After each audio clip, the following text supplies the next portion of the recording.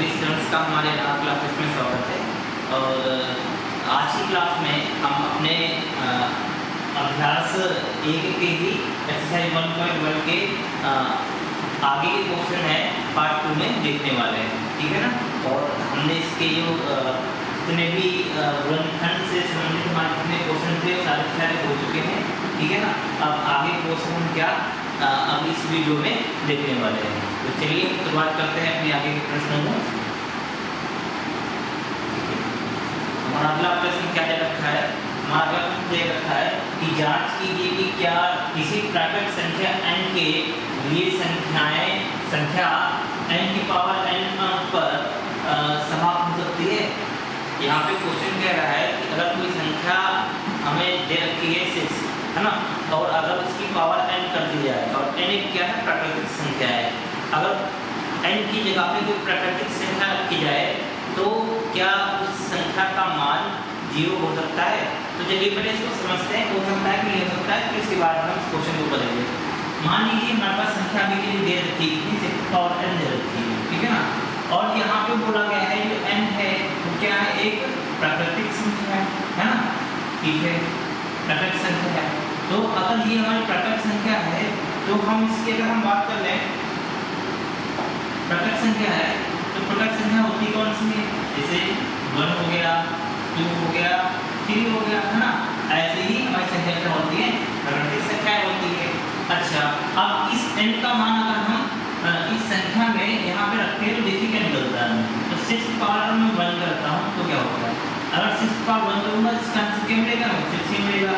और अगर मैं 6 की पावर क्या कर दूँ, 2 कर दूँ, है ना, तो हमें 6 की पावर 2 मतलब कितना हो जाएगा, 36 मिल जाएगा। और इसी तरह अगर मैं 6 की पावर 3 कर दूँ तो इसका आंसर हमें क्या मिल जाएगा, 216 मिल जाएगा।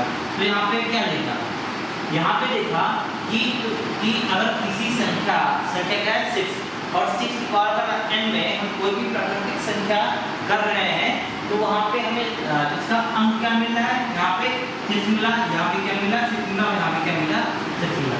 तो हमें क्या पता लगा कि किसी भी संख्या का अगर हम उसका इसका 6 की पावर n का वो नंबर रखते हैं तो हमें संख्या क्या 6 के रूप में ही मिलती है। तो इसका आंसर पहले आंसर क्या हो जाएगा इसका, तो इसका आंसर सीधा क्या हो जाएगा, 9। 0 हमें नहीं प्राप्त होगा, है ना। सीधा आंसर क्या हो जाएगा, नहीं, हमें 0 नहीं प्राप्त होगा। अच्छा, क्यों नहीं प्राप्त होगा, बोलना याद होगा, ठीक है ना। क्यों नहीं प्राप्त होगा उसको हम देखते हैं।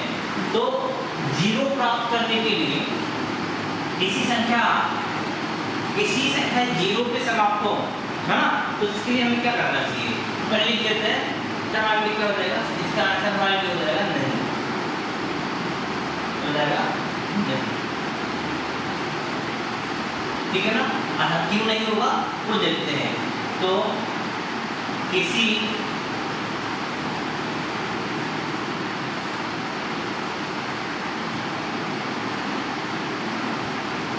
संख्या n के लिए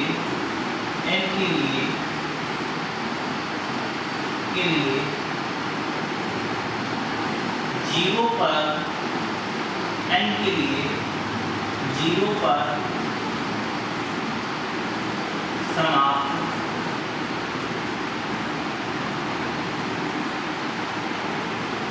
होने के लिए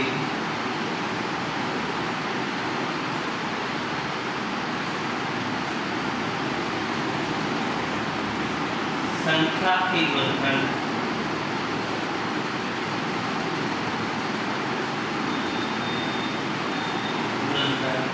कैसे होने चाहिए, 2 और 5 के रूप में,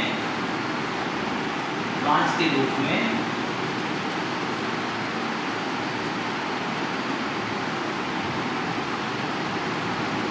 होना चाहिए। परंतु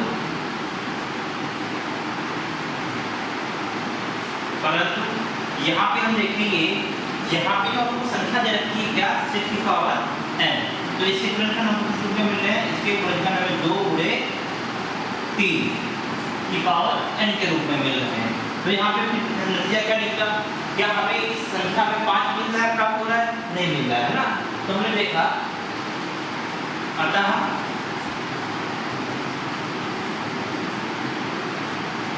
संख्या के गुणनखंड में 5 नहीं है ना, 5 नहीं है, इसलिए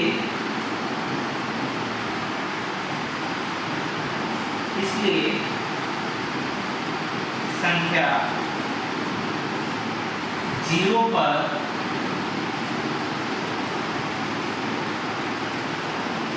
समाप्त नहीं होगी। ठीक है ना, समझ में आया सभी को? ठीक है ना। तो कहने का मतलब ये था कि अगर किसी भी संख्या की पावर अगर n है और n एक प्राकृतिक संख्या है, प्राकृतिक संख्या में अगर हम कोई भी प्राकृतिक संख्या रखते हैं, है ना, उस मतलब उस नंबर की ये पावर होगी, कोई प्राकृतिक संख्या रखेंगे तो तब तक वो संख्या 0 नहीं होगी जब तक उसके गुणनखंड उस संख्या के गुणनखंड क्या हो जाएंगे 2 और 5 के रूप में नहीं होंगे। ठीक है ना, ओके। ठीक है, हम अपने अगले क्वेश्चन को चलते हैं। ठीक है, बस संख्या कैसी होनी चाहिए, है ना। अगर मान लो कोई भी संख्या मान लो है, कोई भी संख्या है, हम मान लेते हैं यहाँ पे 6 दे रखी है ना, क्योंकि भी यहाँ पे 6 दे रखा है, तो n की एक हमारी प्राकृतिक संख्या है, फिर से वही करेंगे और फिर से वही करेंगे तो n की जगह पे हम क्या 1 रखते हैं तो 6 हो जाएगा, 6 पार्ट 2 करते हैं तो हमारे पास कितना वैल्यू 6 हो जाएगा। यहाँ पे देखिए फिर से हमारे पास n की, हम अगर n की जगह पे कोई प्राकृतिक संख्या रख रहे हैं तो उस संख्या का मान कितना आ रहा है, उस संख्या के अंक का मान कितना आ रहा है, 6 ही आ रहा है। अच्छा, तो हम एक ही समझना कि अगर हमको यहाँ पे क्या मिल जाए, संख्या, कोई भी संख्या अगर हमें क्या मिल जाए, ऐसी संख्या मिल जाए, कोई भी ऐसी संख्या में कोई भी मिल जाए जो 5 से क्या हो, डिवाइड हो, और 5 से डिवाइड हो और उसकी संख्या अगर उसकी पावर कोई भी प्राकृतिक संख्या रख दी जाए, जैसे हम क्या करते हैं, पहले ये मान लेते हैं, हम यहाँ पे ये रख देते हैं, ठीक है ना।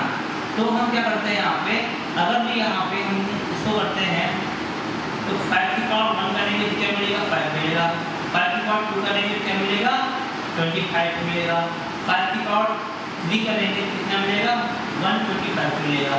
तो बात समझ आएगा यहाँ पे, अगर किसी कोई संख्या 5 से पूरा विभाज्य है ना, और उसकी पावर कोई भी प्राकृतिक संख्या रखी जाए तो संख्या क्या होगी, उस संख्या का इकाई का क्या हमें 5 जरूर मिल जाएगा। परंतु यहाँ पे आपको संख्या कौन सी दे रखी है, या फिर संख्या में दे रखी है 6 और उसकी पावर कोई नेचुरल नंबर रखनी है, तो वहाँ पे हमें किसी भी हाल में 5 नहीं प्राप्त होगा, है ना। तो आगे अगर देखते हैं, इसको लिखा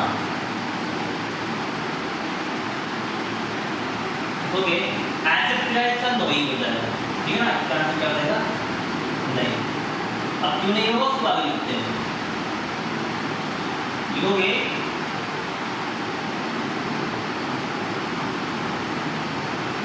यदि कोई संख्या 5 पर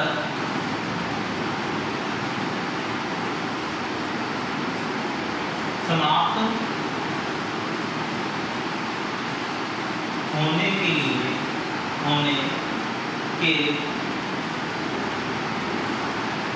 लिए संख्या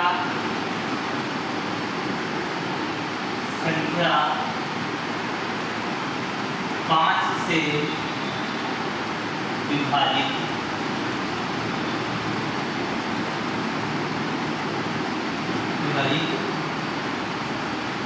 होनी चाहिए, ठीक है ना। कोई भी अगर संख्या दे रखी है तो हम यहाँ पे संख्या क्या है हमारे पास, 6 पावर 10 दे रखी है, तो ये रखिए संख्या के गुणनखंड हमें दे रखे हैं 2 बटे 3, है ना, की पावर क्या है, n है।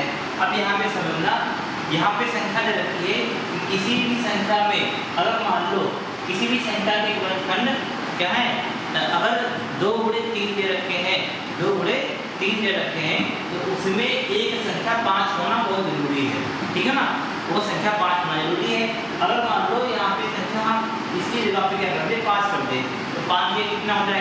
15 हो जाएगा, है ना। जैसे ये संख्या 15 हो जाएगा तो यहाँ पे हम उसका कितना भी स्क्वायर कर ले तो हम उसका परफेक्ट उस संख्या के इकाई का अंक हम आराम से पता कर सकते हैं, ठीक है ना। तो क्योंकि अब इसके गुणनखंड क्या है, ये है, तो लिखोगे क्योंकि संख्या के गुणनखंड में 5 नहीं है, 5 नहीं है,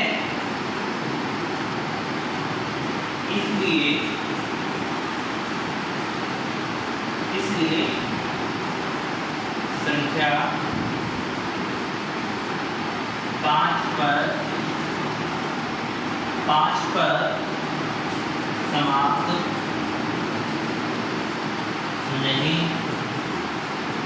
होगी, ठीक है। तो ये अगला प्रश्न 12 हो गया, ठीक है ना। इसको नोट कर लीजिए।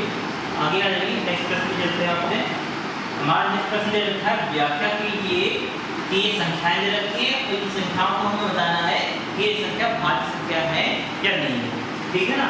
तो चलिए शुरू करते हैं। संख्या दे रखी है हमें क्या, 17 + 5 = 11 × 3 × 2 + 2 और ये संख्या दे रखी है ना। और इस संख्या को हमको बताना है कि ये संख्या हमारी भाज्य संख्या है या नहीं है, ठीक है ना। चलो सबसे पहले हम देखते हैं इन दो संख्याओं में यहाँ पे और यहाँ पे कॉमन क्या मिल रहा है। हम यहाँ पे देखते हैं हमें 2 भी कॉमन मिल रहा है और यहाँ पे 11 भी कॉमन मिल रहा है, तो हम इसको कॉमन बाहर निकाल लेते हैं। 2 × 11 हमको कॉमन मिल गया, तो अंदर क्या बचा, अंदर हमारा बचा 17 × 5 × 3, है ना। और तो बाहर मिल चुका है, ठीक है। अब क्या यहाँ पे बचा, यहाँ पे हमारे पास 1 ही बचा है, ठीक है ना।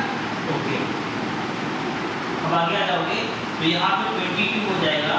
इसको सॉल्व करोगे आगे तो यहाँ पे क्या हो जाएगा, 5 से 35 के 5 हो जाएंगे, 5 से 3, 5 से 5 के 8 और बोलेंगे कितना 3 + में 1, ठीक है। क्रॉस आउट कर लेते हैं, यहाँ पे हो जाएगा इसको मल्टीप्लाई कर देते हैं, कितना हो जाएगा 5 के 15 के 5 हो जाएगा और 8 के 24 से 25 हो जाएगा, ठीक है ना।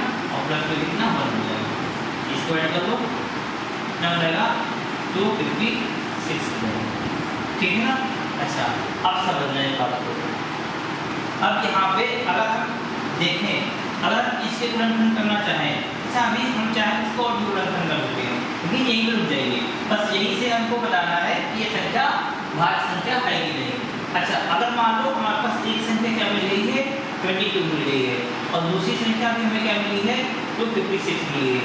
अगर इस 256 के गुणनखंड करना चाहें तो हमें क्या कर सकते हैं, हमें हालांकि ये हम इसको ऐसे ही कर लेते हैं, 56 एक से भी डिविजिबल है और भी संख्याओं से डिविजिबल है, तो यहाँ पे हम 1 से भी कर सकते हैं और 256 से भी डिविजिबल है।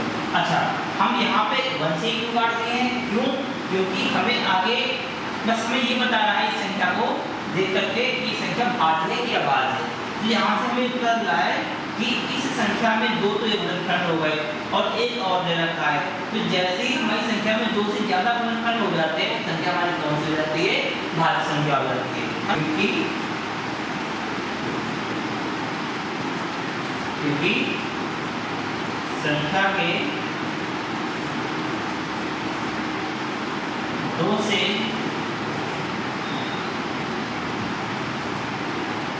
अधिक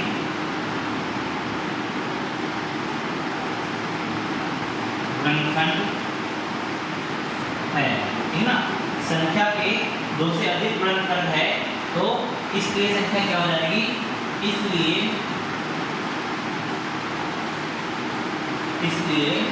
यह संख्या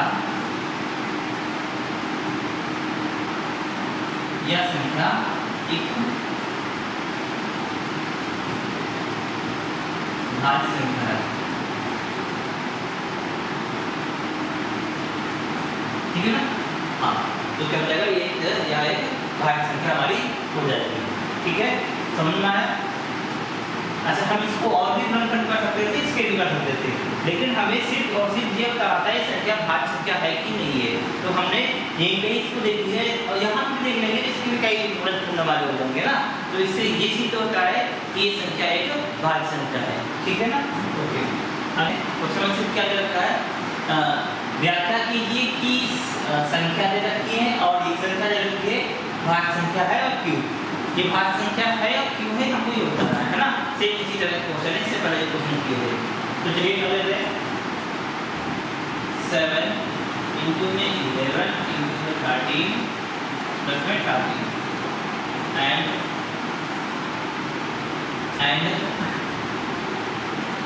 7 into 6 into 5 into 4 into 3 into 2 into 1 plus में 1, ये संख्या में दे, ठीक है ना। तो इसको सॉल्व करके हमें बताना है संख्या हमारी भाज्य संख्या है या नहीं है, और अगर है तो किस लिए है, ठीक है ना। तो कर लेते हैं। अच्छा, सबसे पहले हम इसमें देखते हैं, तो हम देखेंगे इसमें हमें कॉमन क्या मिल रहा है। इसमें हम देखेंगे हमें 13 कॉमन मिल रहा है ना।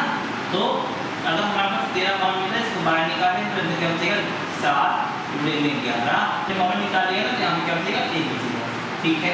आगे आ जाओ, एंड इसमें कॉमन क्या मिलता है, इसमें 5 मिलता है, तो यहाँ पे क्या बचेगा 7 into में 6 into में 4 into में 3 into में 2 और प्लस में क्या 1, ठीक है ना। ओके, आगे आ जाओ। अब हम देख लेंगे यहाँ पे ये सॉल्व कर लेते हैं। तो यहाँ पे जो 30, इसको मल्टीप्लाई करोगे 77 प्लस में 1 करोगे, ठीक है ना। इधर आ जाओगे 5 अंदर मल्टीप्लाई कर लेते हैं, 3 दूनी 6 और 6 चौके 24 और 24 को 6 से गुणा कर लो, 24 को 6 से मल्टीप्लाई कर लेते हैं, तो 6 चौके 24 के 4 हासिल है 2, 3 बार 2 हो जाएगा 14। उसके बाद 7 से गुणा करना है, 7 से कर लेते हैं, तो क्या हो जाएगा 7 के 28 हासिल है 2, 28 30 हासिल आया 1, है ना, 30 हासिल आया 3, अब 7 में 7 3 10 हो जाएगा, कितना हो जाएगा 1,008। तो यहाँ पे 1000 इट हो जाएगा, प्लस में कितना 1 चल रहा है, ठीक है ना। अच्छा, अब आगे ठीक है, अब इसको आगे सॉल्व कर लेते हैं। यहाँ पे हो जाएगा 13 इंटू में स्क्वायर कर लेंगे, कितना हो जाएगा 78 हो जाएगा, एंड इसको देख लेंगे यहाँ पे कितना हो जाएगा 5 इंटू में 1009 हो जाएगा, ठीक है ना। फिर से वैसे ही कर लेंगे। अब देखो, अब इस ये 13 हो गया और इसके भी मतलब फैक्टर करना चाहें तो किस रूप में मिल जाएंगे, इसको भी हम 1 एंड 78 में ही कर ले रहे हैं, ठीक है ना। अच्छा, और आगे आ जाओ, एंड इसमें भी देख लेंगे तो 5 इंटू में 1009 और इंटू में क्या कर लेते हैं 1 में कर ले रहे हैं, ठीक है ना। अच्छा, तो यहाँ पर हम देख रहे हैं इस संख्या में भी क्या है हमारे पास, इस संख्या में हमारे पास क्या दे रखा है, इस संख्या में भी हमारे पास 2 से अधिक गुणनखंड है और इस संख्या में भी हमारे पास क्या है 2 से अधिक गुणनखंड है। तो ये संख्या हमारे पास क्या हो जाएगी, भाज्य संख्या हो जाएगी, दोगे। अतः संख्या के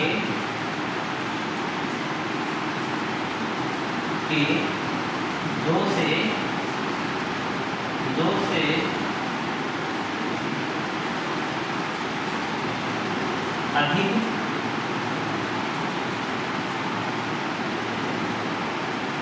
से अधिक गुणनखंड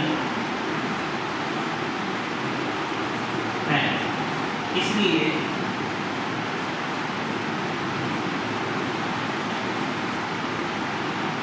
यह संख्या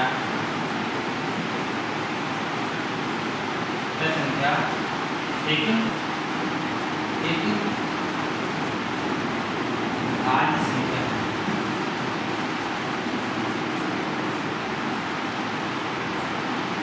ठीक है ना, समझाए तेरे को, नोट करो इसको भी। हम अपने अगले प्रश्न को चलते हैं। अगला प्रश्न क्या दे रखा है, अगला प्रश्न हमारे पास दे रखा है कि पूर्णांक के निम्नलिखित युग्मों के HCF और LCM ज्ञात कीजिए तथा इसकी जांच कीजिए कि दो संख्याओं का गुणनफल बराबर HCF गुणे LCM है। ठीक है ना, ये हमें बताना है। तो समझ लेना, इसको कर लेते हैं। पहले इन संख्याओं के फैक्टर कर लेते हैं। हमें सबसे पहले करना पड़ेगा इन संख्याओं के गुणनफल करना पड़ेगा। ठीक है ना, तो कर लेते हैं। तो हमें 26 का ये 2 से जाएगा, 2 × 2 2 × 6। अब ये 13 से कुछ से जाएगा, 13 × 13 और 91 में भी कर लेते हैं।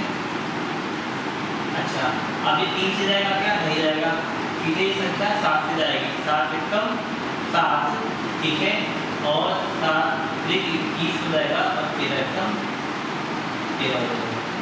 ठीक है, अच्छा, अब हमें इस 26 के गुणनफल मिले 2 गुणे 13 और 91 के गुणनफल क्या मिले 7 गुणे 13। हमें सबसे पहले क्या निकालना है, हमें सबसे पहले निकाल लेना है इसका लासा। लासा निकालने के लिए हम क्या करते हैं, लासा निकालने के लिए हम करते हैं जो संख्या कॉमन है पहले उसको लिख लो। तो कॉमन क्या है 13। ठीक है, और उसके बाद जो संख्या बची हुई है, बची कौन सी है, 2 बची है और 7 बची है, इसको नोट कर लेते हैं, है ना। अब इसको गुणा करके लिख देते हैं। तो इसका गुणा करके करते हैं, क्या निकल जाएगा 26 और अभी 7 बचा हुआ है, और इसको गुणा कर देते हैं। 7 × 42 के 2 मात्रा 4, 7 × 14 और 4 ये हो जाएगा। ठीक है ना, 7 × 14 और 4 18 हो जाएगा। ठीक है ना, ओके, हमको ये मिल गया। हमारे पास लासा क्या हो गया 182। अब मासा की ओर देखते हैं, मासा क्या मिलेगा, मासा हमें क्या मिलेगा। अच्छा, लासा में ध्यान दीजिएगा, जो संख्या कॉमन होगी इसको उतार लेंगे और जितनी बचेगी इसको उतार लेंगे। और मासा में क्या होता है, मासा में जितनी भी संख्या हमारे पास कॉमन होगी सिर्फ और सिर्फ वही संख्या उतारी जाएगी। तो मासा में कॉमन में क्या मिल रहा है, मासा में लेने के लिए इसी संख्या में देखेंगे, इसी संख्या में मासा में क्या मिल रहा है, सिर्फ और सिर्फ 13 मिल रहा है। ठीक है ना, तो ये हमारे पास हो गया लासा और मासा। लासा कितना हो गया हमारे पास 182 और मासा कितना हो गया 13 हो गया। आगे संख्या में कहा गया है कि दो संख्याओं इसकी जांच भी करना है ना, उत्तर की जांच भी करना है। ठीक है ना, तो उत्तर की जांच करने के लिए फॉर्मूला दिया गया है। उत्तर की जांच यहाँ पे लिखोगे, उत्तर की जांच करना है, की जांच, उत्तर की जांच करना। ठीक है, तो कैसे करेंगे उत्तर की जांच, तो उत्तर की जांच करने के लिए यहाँ पे होता है, अच्छा, पहली संख्या गुणे दूसरी संख्या बराबर में लासा गुणे मासा होता है। ठीक है ना, अच्छा, पहली संख्या को हम a भी लिख सकते हैं और दूसरी संख्या को b लिख सकते हैं और बराबर में LCM गुणे HCF कर सकते हैं। ठीक है ना, तो हमारे पास क्या हो जाएगा a × b = क्या हो जाएगा LCM × HCF। ठीक है ना, अच्छा, अब समझना, ये पहली संख्या और दूसरी संख्या का गुणनफल जो होगा वो LCM और HCF के बराबर होगा। ठीक है ना, अगर हमारे पास दोनों संख्या बराबर, दोनों संख्याओं का मान अगर बराबर आता है इसका मतलब आंसर हमारा सही है। तो हमारे पास पहली संख्या क्या दे रखी है 26 दे रखी है और दूसरी संख्या क्या दे रखी है 91 दे रखी है। ठीक है, आगे आ जाओ। फिर LCM कितना हमने निकाला है 182 निकाला है और हमने HCF क्या निकाला है 30 निकाला है। अब इसका मल्टीप्लाई कर लेते हैं, तो 91 का 26 से मल्टीप्लाई कर लेते हैं, 6 × 1 = 6 हो जाएगा और 9 × 4 = कितना होता है 54 होता है। ठीक है, 2 × 1 = 2 और 2 × 9 कितना होता है 18 होता है। कितना 6 6 8 1 के जाके 3 हाथ में 2, यहाँ पे कितना दूर हमें यहाँ पे मिला 2360। ठीक है, हमको जल्दी से क्या मिली। अब इसको बड़ा करने पर हम देखते हैं संख्या प्राप्त होने के लिए क्या करेंगे। 182 दे रखा है और 13 दे रखा है, 3 × 6 8 × 24 के 4 8 × 2 3 × 3 = 5। ठीक है, 2 हो जाएगा, 8 × 8 हो जाएगा और यहाँ पे 1 हो जाएगा, 6 हो जाएगा, यहाँ पे भी 6 हो जाएगा, 8 और 13 का 3 हो जाएगा, यहाँ पे यहाँ पे 2 हो जाएगा। तो हमें दोनों की दोनों संख्याएं क्या हुई हैं सेम प्राप्त हुई। इसका मतलब जो भी हमने HCF और LCM निकाला है वो संख्या हमारी सही है। ठीक है ना, आगे नोट कर लो सभी लोग इसको। अच्छा, आप ऐसे क्वेश्चन तो लिखने किसी भी प्रकार के क्वेश्चन हो जितनी शांतिपूर्वक और ध्यान से पढ़ेंगे, है ना, तभी आपको समझ में आएगा। अगर आप सोचेंगे कि हम वीडियो को कट करके आगे सीधे देखते चले जाएं, तो आप भी जब पढ़ने बैठेंगे, लगाने बैठेंगे, तो वीडियो सेम वैसे ही कट करके नजर आएगा, है ना। पेपर जब दे रहे होंगे तो सोचेंगे आप भी कि यार कैसे करें, तो वैसे ही आगे जैसे आप वीडियो कट करके देख रहे होते हैं ना, तो वैसे ही कट करके नजर आएगा आपको भी। तो आप वीडियो को पूरी देखिए और सही से देखिए, है ना, और नोट करना बहुत जरूरी है, ठीक है ना। चलिए आगे क्वेश्चन की ओर आ जाए। अगला क्वेश्चन आप पर दे रखा है, आभाज्य गुणनखंड विधि द्वारा निम्नलिखित पूर्णांकों के एचसीएफ और एलसीएम ज्ञात कीजिए, ठीक है ना। इसके आभाज्य गुणनखंड द्वारा, है ना। तो आभाज्य गुणनखंड कर लेते हैं इसके।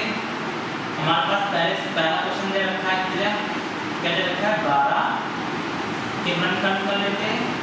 2 से 2 से 12, फिर 2 से 2 3 6, फिर 3 से जाएगा 3 3, फिर इसके बाद क्या है 15 है, 15 कर लेते हैं। कैसे जाएगा, 2 ये आ जाएगा 3 से, 3 5 15 और 5 1 5, ठीक है। आगे आ जाओ, फिर दे रखा है 21, है ना, इसके भी कर लेते हैं। ये 3 से जाएगा, 3 से 21 और 7 1 7, है ना। तो इनके अब गुणनखंड भी देते हैं सही से। 12 के गुणनखंड हमें किस रूप में मिले हैं, 2 की पावर 2 और उधर भी कितना 3, ठीक है। और 15 के गुणनखंड क्या मिले हैं, 3 गुणे में 5, और 21 के गुणनखंड हमें किस रूप में मिले हैं, 3 गुणे 7, ठीक है ना। अब हमें लिखना क्या है, इसमें एचसीएम और एलसीएम दोनों लिखना है, ठीक है ना। तो सेम वही चीज, एलसीएम लिखने के लिए हम क्या करते हैं, जो हमारा लासा होता है इसमें हम क्या करते हैं, संख्या मैट्रिक्स कॉमन होती है उसको लिख लेते हैं, और उसके बाद जितनी भी संख्या बची होती है उसको नोट कर लेते हैं। तो लासा लिखते हैं, लासा के लिए मतलब हो जाएगा संख्याएं, कॉमन क्या मिला है देखना, हम उसको सर्कल कर लेते हैं। ये चीज हमें इतनी की हमें क्या मिली है, कॉमन होती है, ठीक है ना। चलिए क्या हमें सबसे मिला, कॉमन लिख दिया। अब क्या बचा, अब बचा 2, और क्या बचा 5, और क्या बचा 7, है ना।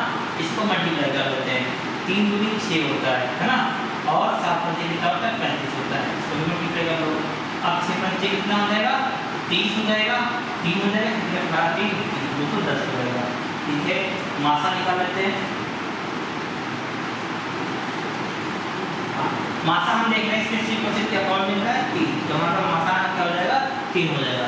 इसकी उत्तर की जांच करना है क्या, नहीं, इसके उत्तर की जांच नहीं करना है, ये हमारे इसके आंसर हो गए, ठीक है ना। ऐसे हमारे पास क्या हो गया 210, और मासा क्या हो गया हमारे पास 3, ठीक है ना। ओके, आगे आ जाओ, आगे क्वेश्चन की ओर बढ़ते हैं। ये क्वेश्चन हो गया जिसको हम बेस कर रहे हैं।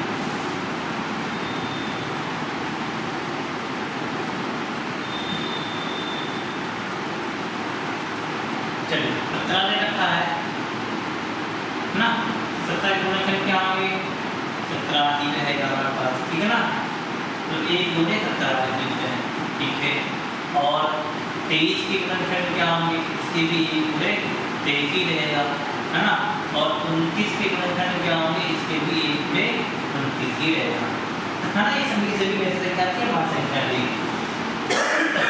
अब इनका आपको लासा और मासा चाहिए, लासा निकाल लेते हैं सबसे पहले। लासा जो सबसे पहले कॉमन है, कॉमन तो एक ही है, उसके बाद क्या बचा 17 बचा, और 23 बचा, और 29 बचा, ठीक है ना।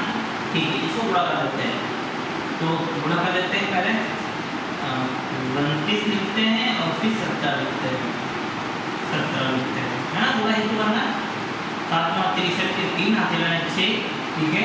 और 7 दूनी 14 और 14 से 20, 9 हो जाएगा, 2 यहाँ पर कितना 3 9 और 2 कितना होता है 4। अभी हमारे पास क्या बचा हुआ है, अभी हमारे पास 23 बचा हुआ है, से गुणा करते हैं, 3 3 9 हो जाएगा, 9 3 27, है ना। 9 3 27 के साथ हम लगाएं 2 और 4 3 12 को छोड़ देगा, ठीक है। 3 2 6 हो जाएगा, 2 4 से 8 हाथ लगा 1 4 9 हो जाएगा, ठीक है। यहाँ पे 9 7 6 13 के 3 हाथ से लगा 1 8 से 12 13 के 3 हाथ से लगा 1 10 से 11, ठीक है ना। तो हमें यहाँ पे क्या मिल गया 11,349, 11,000, इसको रेस कर देते हैं 11,000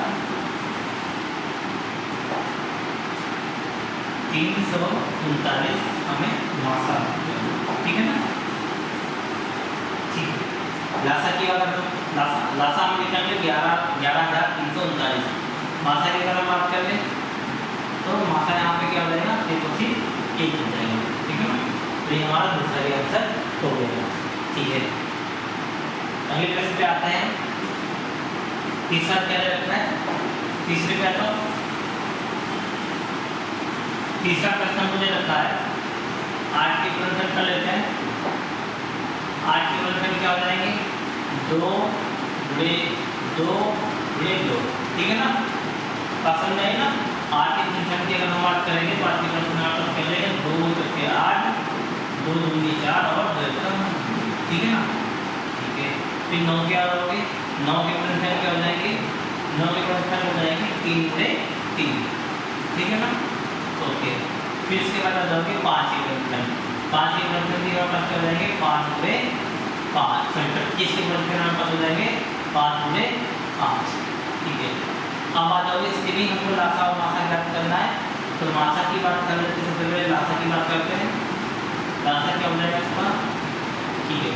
सबसे पहले इसमें से कॉमन कुछ है, कुछ भी कॉमन नहीं है, है ना।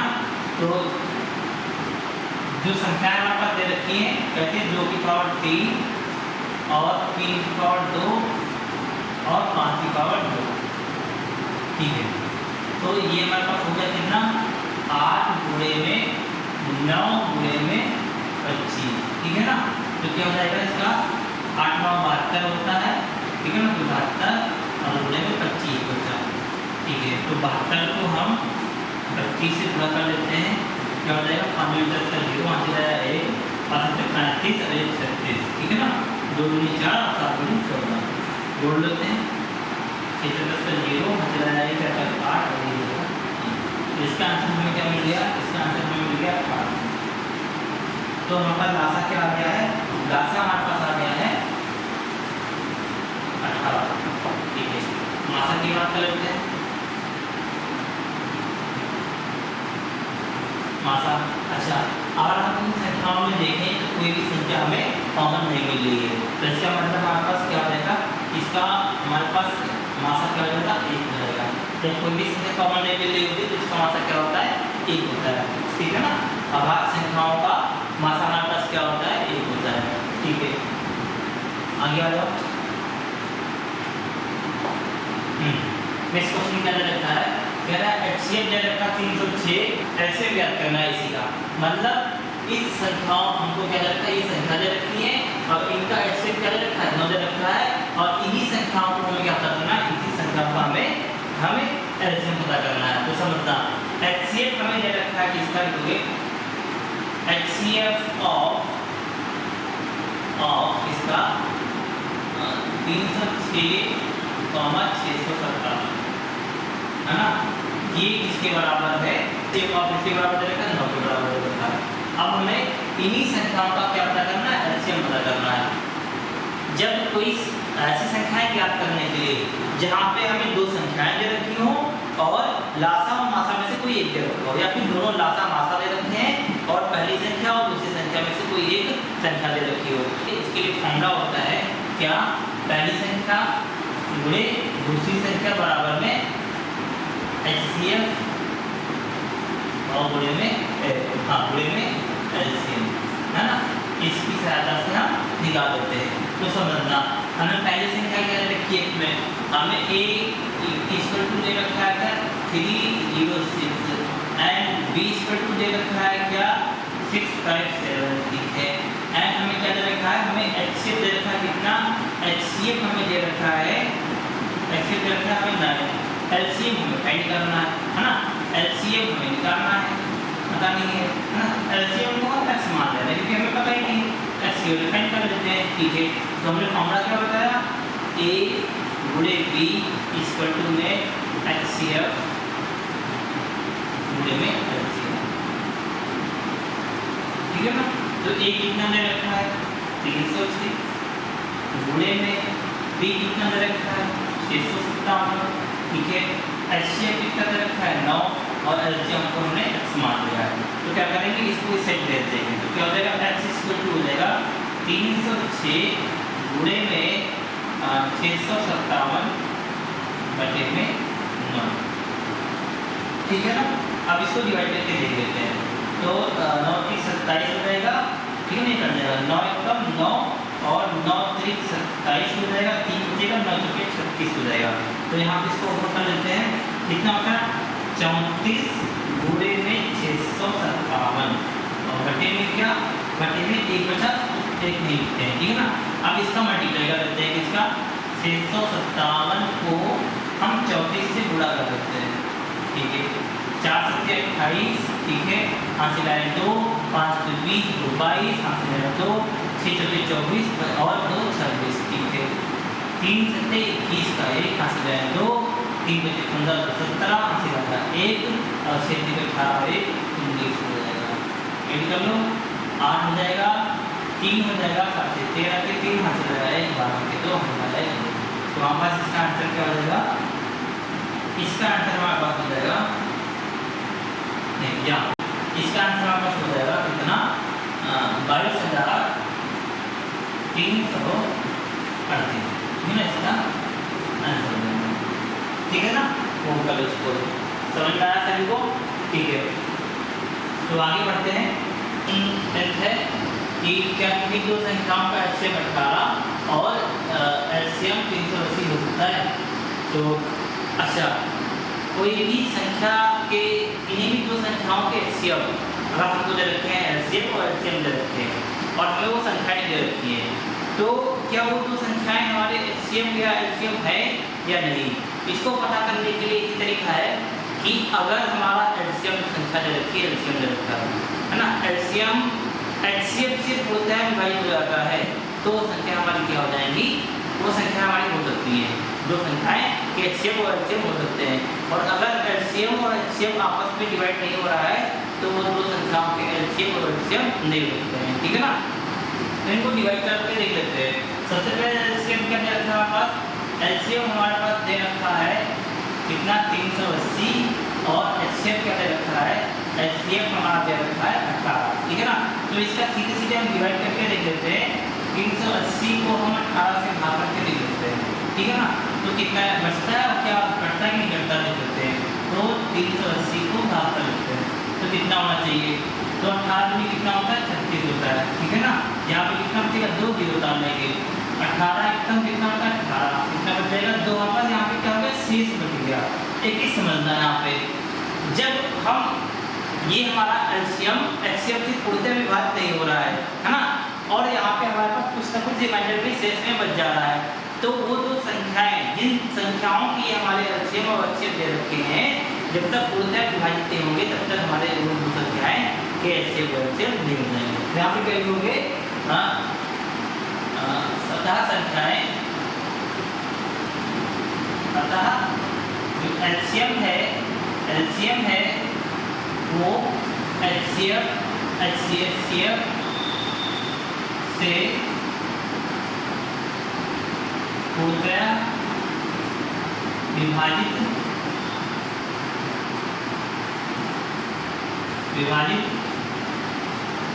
नहीं है ना, इसलिए संख्या नहीं बनती।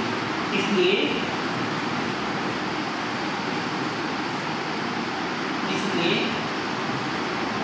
एलसीएम कितना दे रखा है 380 तथा एचसीएफ कितना 18, एचसीएफ कितना 18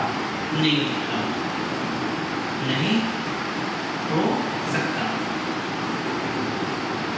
ठीक है ना। ओके, ये क्वेश्चन में हो गया। ठीक है, अगले क्वेश्चन में चलते हैं। हम अपने अगले क्वेश्चन नंबर 12 को पढ़ते हैं। किसी खेल के मैदान के चारों ओर एक वृत्ताकार पथ है, एक वृत्ताकार बोला मैं पहले लगा देता हूँ, ठीक है ना। फिर कह रहा है मैदान एक चक्कर लगाने में सोनिया को 18 मिनट लगते हैं। जो सोनिया है उसको समय कितना लग रहा है, सोनिया को 18 मिनट का समय लग रहा है, ठीक है। आगे आ जाओगे, फिर कह रहा है जबकि इसी मैदान का चक्कर लगाने में रवि को कितना समय लग रहा है, तो रवि की अगर हम बात करेंगे तो रवि को लग रहा है 12 मिनट लग रहा है, ठीक है। इन दोनों के चक्कर कर लेते हैं तो क्या हो जाएगा 2 × 3 और गुणे में 3 है ना, 2 दूनी 4, 3 दूनी 6, 18 हो जाएगा। इसकी बात करेंगे 2 गुणे में 3 जाएगा, 4 3 12 हो जाएगा। ठीक है, अब समझो यहाँ पे करना क्या होगा। अब यहाँ पे क्वेश्चन मुझे रखा है कि सोनिया है और रवि है और व्रत है, ठीक है ना, और वहाँ पे दोनों लोग चल रहे हैं और सोनिया को 18 मिनट का समय लग रहा है और रवि को क्या लग रहा है 12 मिनट का समय लग रहा है। तो इस बात ये समझो कि अगर मान लो दोनों ही एक ही जगह से चल रहे हैं, लिखा भी हुआ है दोनों एक ही जगह से पॉइंट से चल रहे हैं, ठीक है, एक समय पे चल रहे हैं, तो अब ऐसा कितना समय लगेगा, ऐसे कितने समय में दोनों एक ही जगह पे आके मिल देंगे, हमको ये बताना है, ठीक है ना। तो एक चीज़ समझना है यहाँ पे, जब कभी भी अगर हमको बात करनी हो कम से कम के लिए, है ना, कम से कम के लिए, है ना, तो उसके लिए हम एलसीएम का यूज़ करते हैं, इसका एलसीएम का। और जब भी कह दिया जाए ज़्यादा से ज़्यादा कह दिया जाए, है ना, ज़्यादा से ज़्यादा, तो उसके लिए एचसीएफ का यूज होता है, इसका एचसीएफ का यूज होता है। हाँ, कम से कम या छोटी से छोटी, है ना, ज़्यादा से ज़्यादा मतलब बड़ी से बड़ी ये भी हो सकता है। तो इस चीज़ को ध्यान रखना क्या है, हम बोला कि जब भी बोला जाए कम से कम समय में अगर बात की जाए कम से कम के लिए तो एलसीएम लगाएंगे, और ज़्यादा से ज़्यादा की अगर बात की जाए तो एचसीएफ का यूज करते हैं। तो यहाँ पे इन दोनों में से किसका यूज करना है, तो समझो यहाँ पे अगर मान लो कि हमें हमारे पास कौन है, हमारे पास सोनिया है और हमारे पास कौन है, रवि है, तो अब ये एक ही समय पे चल रहे हैं, एक ही समय पे चक्कर लगा रहे हैं, एक ही जगह से घूम कर रहे हैं। तो एक चीज़ ये सोचो कि अगर मान लो इसमें कहा गया है ज़्यादा से ज़्यादा समय, तो ज़्यादा से ज़्यादा समय के लिए अगर हम किसी का एचसीएफ निकालते हैं क्या निकलता है, जो कॉमन फैक्टर होता है ना, तो हमारे पास बहुत कम ही निकलेगा, है ना। अच्छा, मान तो हम ज़्यादा से ज़्यादा लेते हैं लेकिन इसमें की वैल्यू निकल के आती है एलसीएम से कम ही निकलती है ना। और अगर हम बात करते हैं कि कम से कम के लिए, तो यहाँ पे अब यहाँ पे हमको ऐसा समय बताना है कि दोनों चले आपस में और क्या हो इस हिसाब से चले कि वो एक ही समय पर आकर एक ही जगह पे आकर मिल जाए। वो समय कितने समय, वो समय कौन सा होगा, किस समय पर वो जाके एक ही समय पे मिलेंगे, है ना। तो हम यहाँ पे क्या लगाएंगे, कम से कम के लिए हम क्या करेंगे, एलसीएम को यूज करने वाले हैं, ठीक है ना। तो एलसीएम निकाल लेते हैं, इसका एलसीएम क्या हो जाएगा, एलसीएम की अगर हम बात करें जो कॉमन फैक्टर पर इनको सर्कल कर लो, है ना, तो उनको लिख लेते हैं 2 गुणे 3, ठीक है ना। और क्या बचा हमारे पास, जो बचे हुए होते हैं 2 लिया था, तो क्या होता है 2 गुणे 3, तो 3 में कितना होता है 6 और 3 में कितना होता है 6। अब 6 को 6 से बड़ा करो कितना हो जाएगा, 36 मिनट हो जाएगा। तो यहाँ पे समझो, अब यहाँ पे इसको लिखना क्या है, यहाँ पे लिखना तुमको ये है कि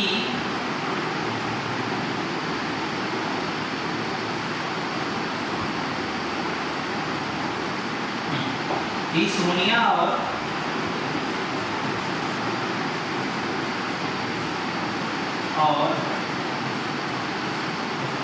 रवि को एक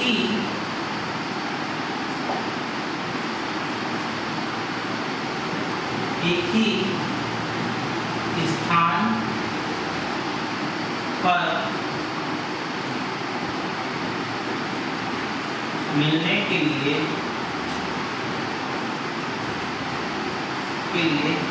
कितना 36 मिनट का समय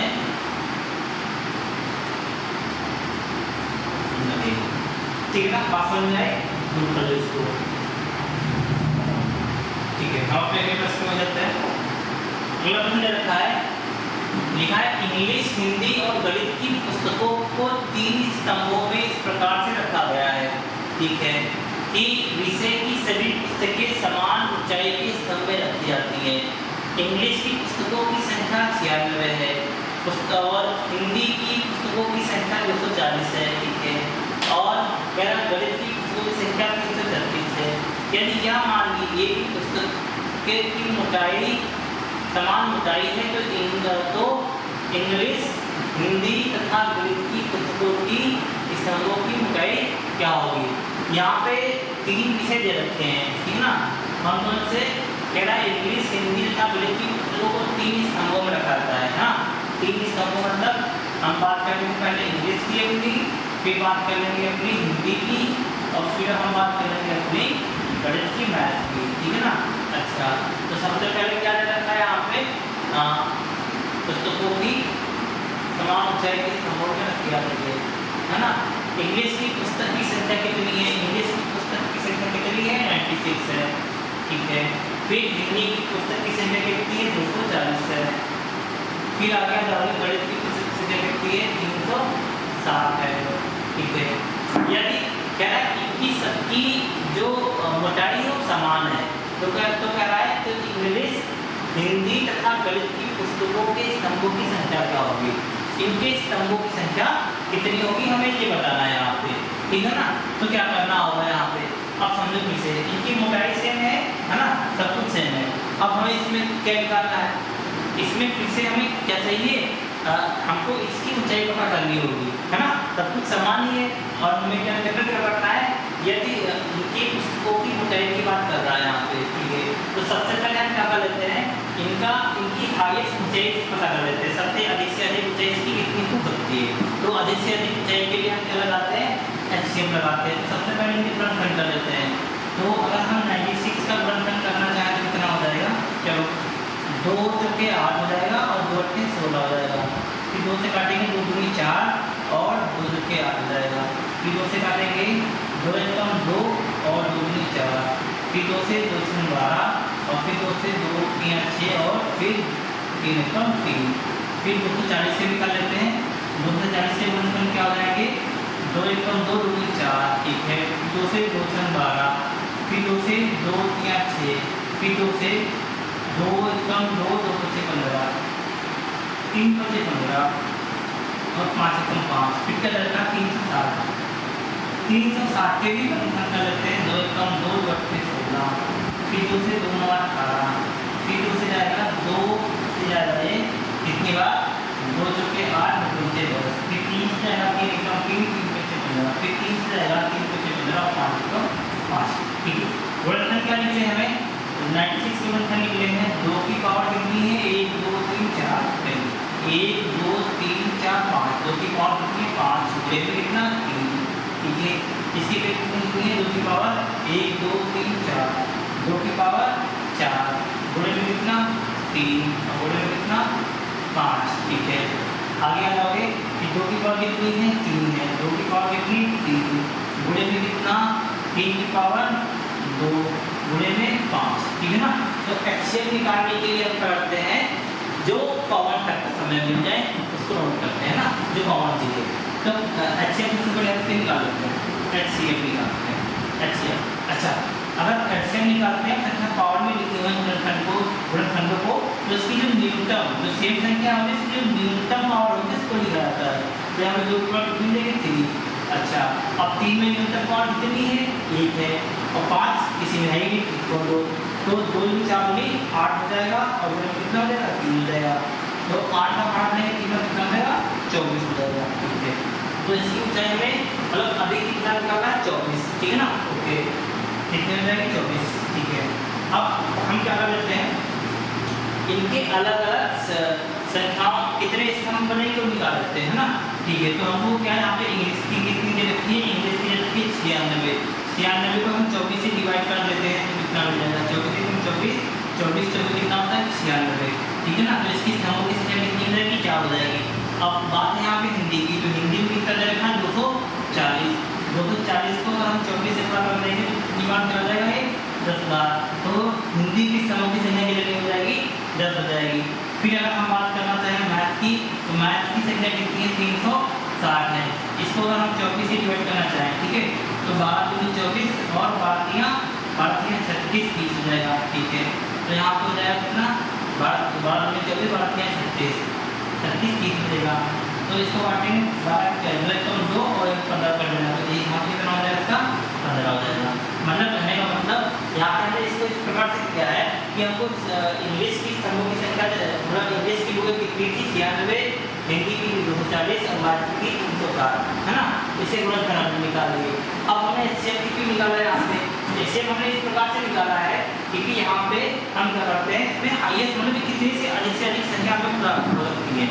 इनकी ना इनकी संख्या कितनी से कितना प्रतिशत हो सकती है वो हम निकाल लिया है। अब इनको अलग अलग हमें बताना है कि मोटाई इनकी स्तंभों की संख्या कितनी होगी, ठीक है ना। ठीक है, तो अधिकतम मोटाई हमारे पास कितनी रहेगी 24। अब इनको हम क्या करना है, इंग्लिश के स्तंभों की कितनी बनेगी, हिंदी की और मैथ की अलग अलग हम निकाल लेंगे। तो हम 24 से भाग कर देंगे तो हमारे पास कितना रहेगा 4 स्तंभ, इसके कितने हो जाएंगे 10, और इसके कितने हो जाएंगे 15 स्तंभ हो जाएंगे, ठीक है ना।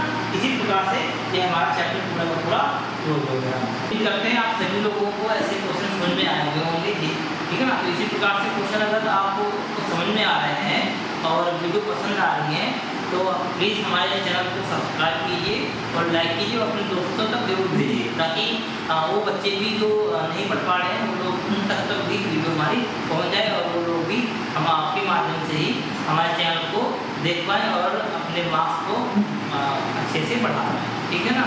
ओके, ठीक है, थैंक यू गाइस।